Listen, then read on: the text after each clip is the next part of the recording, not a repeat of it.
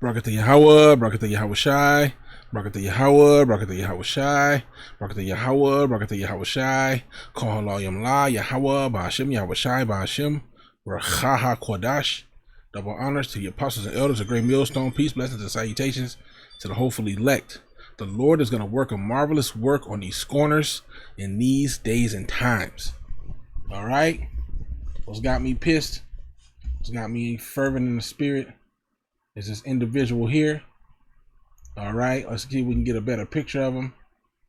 This guy here, he's a wicked 2/3. All right, he's paid off. All right, by the devil. You know, and if he's not paid off, he just got demons on him. And he's coming out in these days and times to try to shake the faith of the elect, which is impossible to do. All he's doing is causing offenses and pissing off the little ones. Lord, will it not be of the little ones? Because he's fully pissing me off to all pistivity. All right. And we pray that the Habashim Yahweh Shai does what we know he's going to do to individuals like this. It's going to happen in due time. We ask for our mercy, right? That we need. But we, as King David said, do not I hate them that hate thee, O Lord. And this guy does not love the Lord. He does not love the truth of the scriptures. He loves his oppressor. All right. He's forming a table for that nigga. All right. All right. Let's see. Table.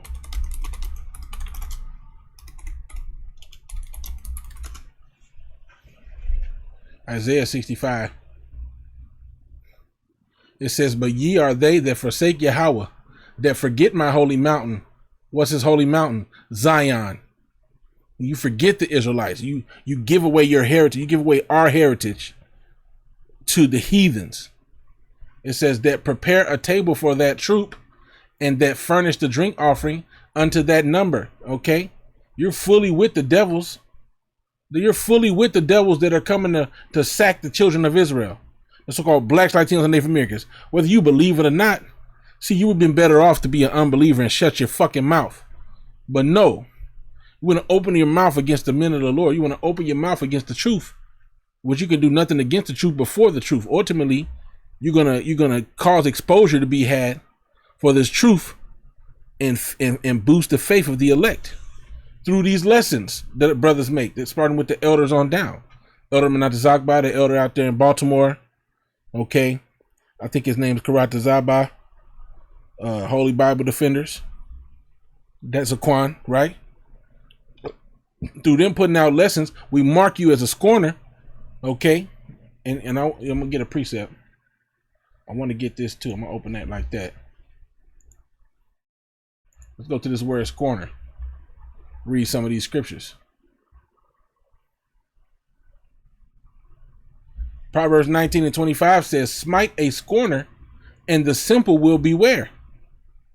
And reprove one that hath understanding, and he will understand knowledge. But see, you don't have understanding because you get reproved, you get rebuked, and then you lean on Edomite knowledge. You know, in the elders video, which, you know, there's a lot to unpack there. You know, the 48s were not fulfillment of prophecy. 1948, that was not a fulfillment of prophecy.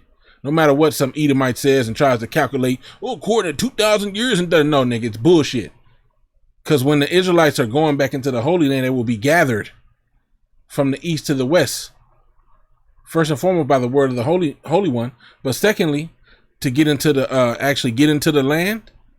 All right, it's hand in hand with the destruction of Babylon, as the elder went into, which I'm not going to go into unless the Spirit calls for it. Right now, let's go back to this Isaiah 65:12. Therefore, now remember, right above this, it talked about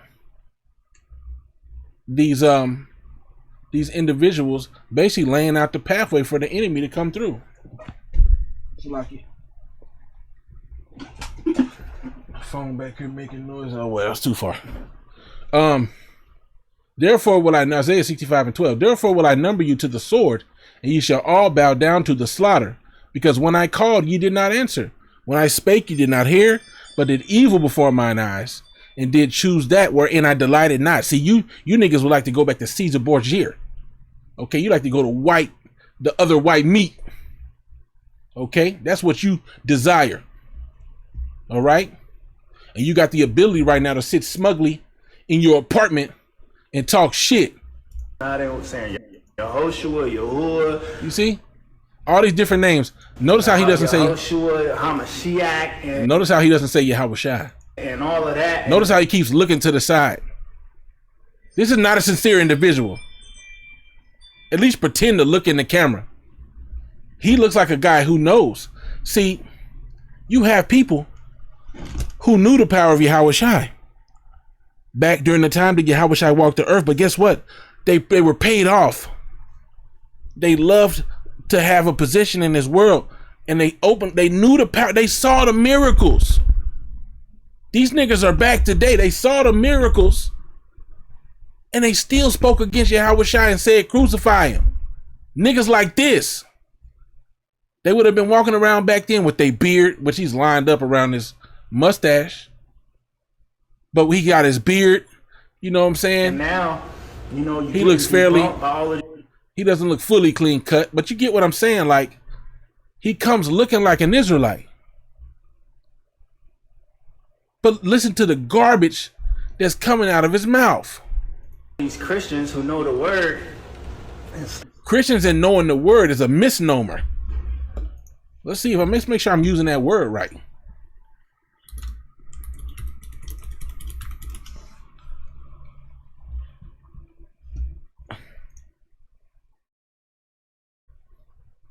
Wrongly to name. You can't be called a Christian. Okay? You can't be called a Christian. A misnomer is a name that's incorrectly or suitably applied. Christians are followers of the Messiah. The Messiah didn't eat pork. The Messiah kept the law fully, all right? Which we got to keep it to the best of our ability. Christianity doesn't require you to walk after the law, which really is walking after the Spirit. If you had understanding, you would understand that.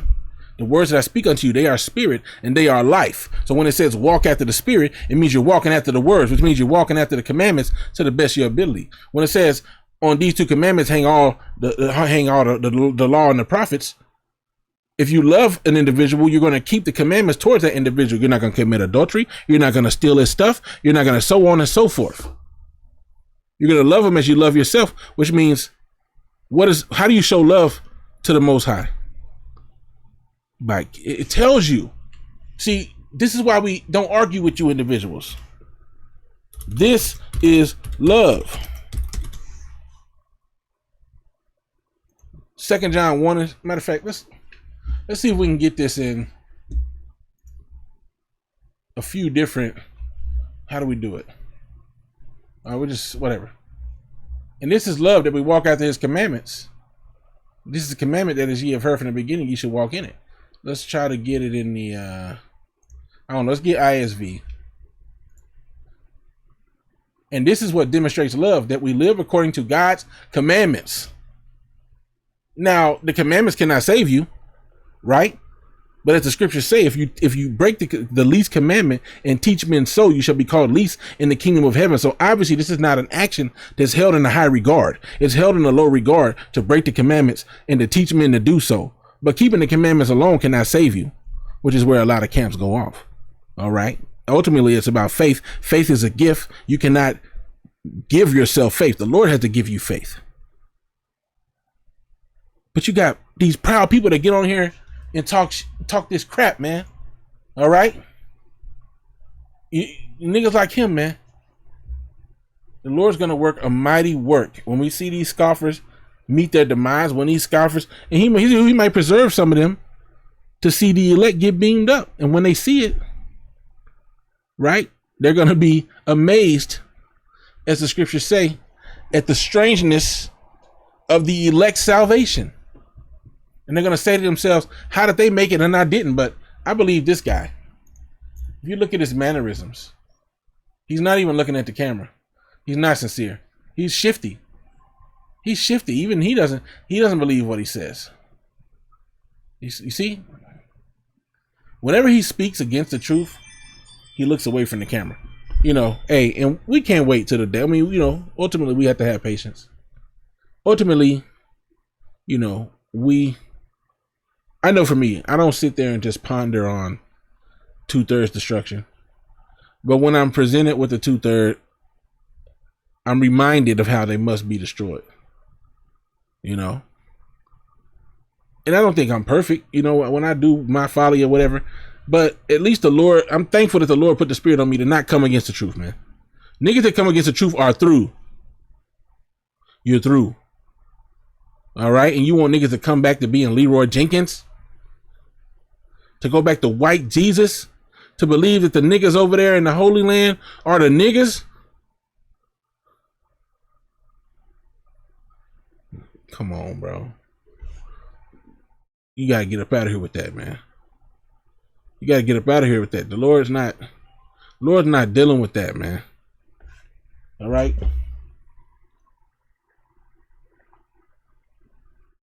But whoever he gets with this folly, you know, you were preordained to this condemnation, man. Yeah, I can't, you know, pissing me off because he looks like a Hebrew Israelite, but he's not your brother.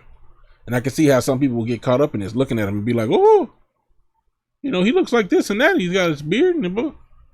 This nigga's he's a devil, man. All right. And there's more on Scorner. Okay.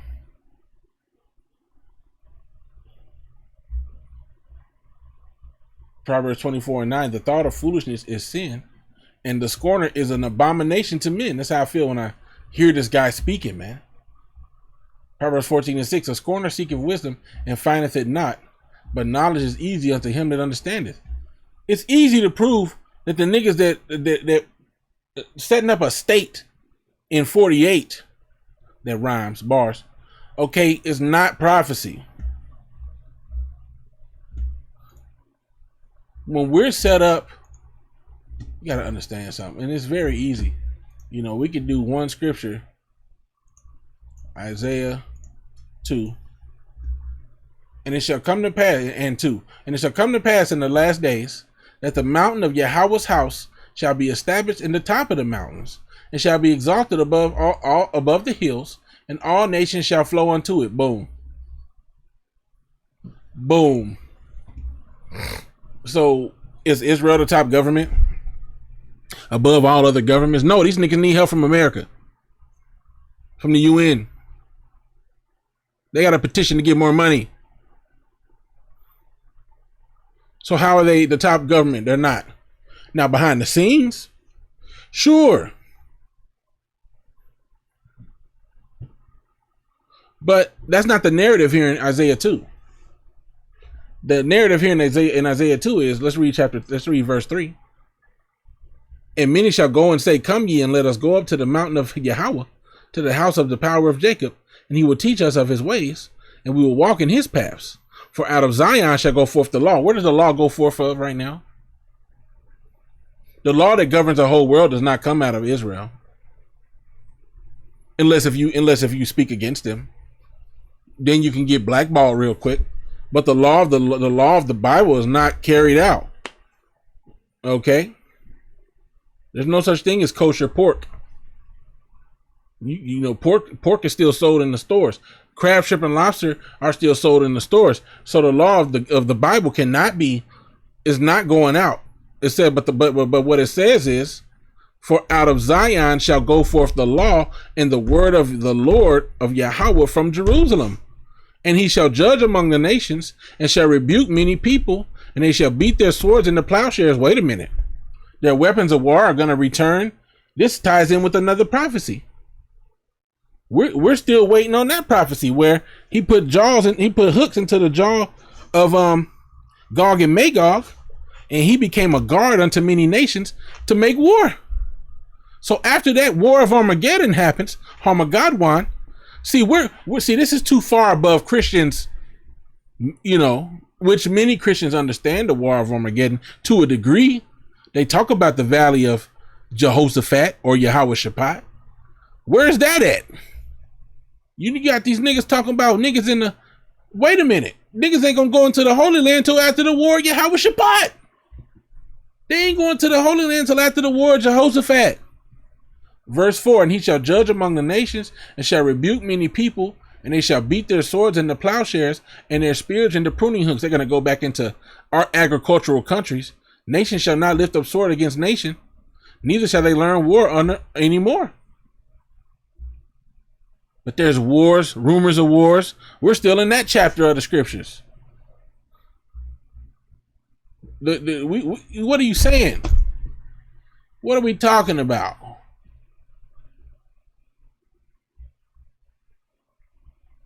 These niggas don't even believe that the Messiah came yet. So how are they the people? You hear this, you advocate for JC, Jesus Christ, but these people who are in the Holy Land who don't even believe that the Messiah came yet are supposedly the people? Get the fuck out of here. You niggas are fucking retarded. Excuse my language, man. Matthew 24 and 6, and ye shall hear of wars and rumors of wars. See that ye be not troubled, for all these things must come to pass, but the end is not yet.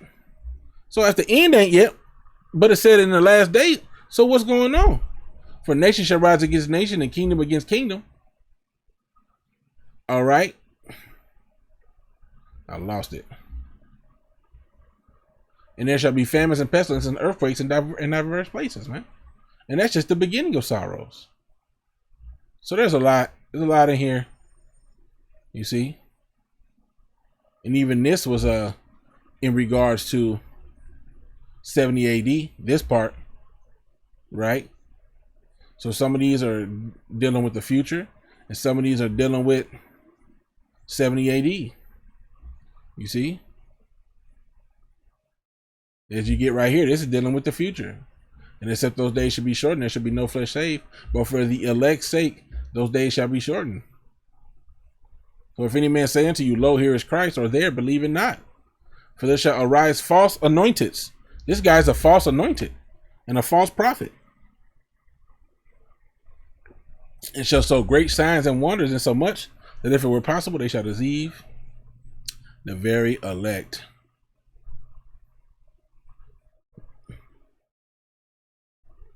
You see? Immediately after the tribulation of those days, shall the sun be darkened, and the moon shall not give her light, and the stars shall fall from heaven, and the powers of heaven shall be shaken. And then shall appear the sign of the Son of Man in heaven. And then shall all the tribes of the earth mourn, and they shall see the Son of Man coming in the clouds of heaven with power and great glory. And he shall send his angels. I keep pressing this button, and it's pissing me off. Salakia. And he shall send his angels, and Salakia if I'm too loud. He shall send his angels with the great sound of a trumpet, and they shall gather together his elect from the four winds, from one end of heaven to the other. This is when the elect will be gathered after the tribulation. So wait a minute, what about this prophecy that happened over here, where supposedly this Edomite was able to say, well, look, the tribulation, and then the day that he laid on the side represented 1 year.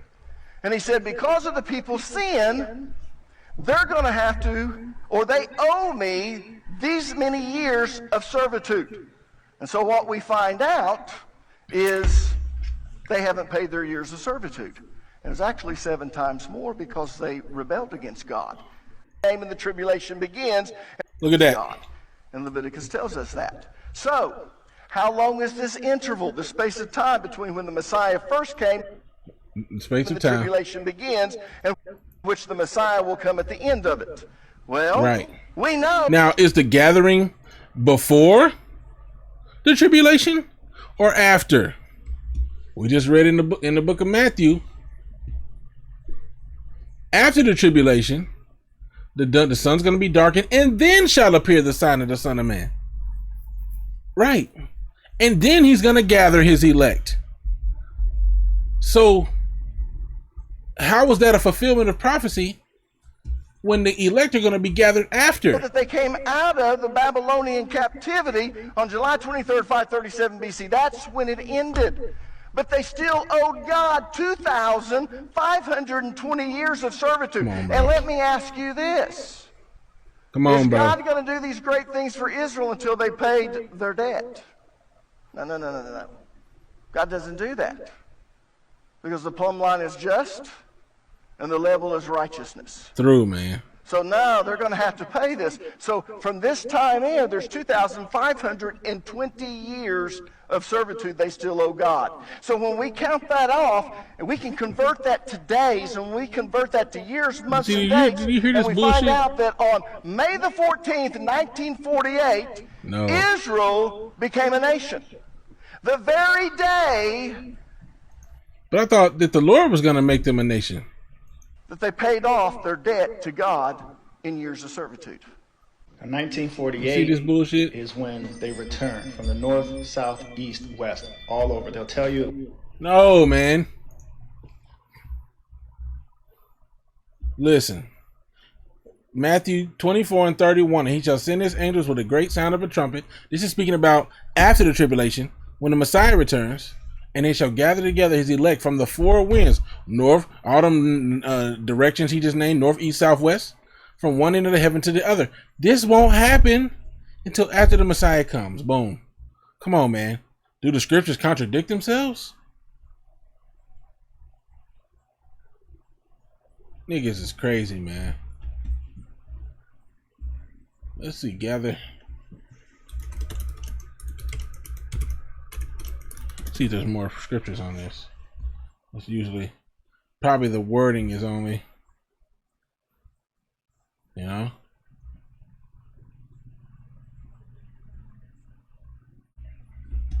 Yeah. So niggas are through. You know, look, they're gonna come looking like a Hebrew Israelite, but he's completely off, man. Shalom till next time.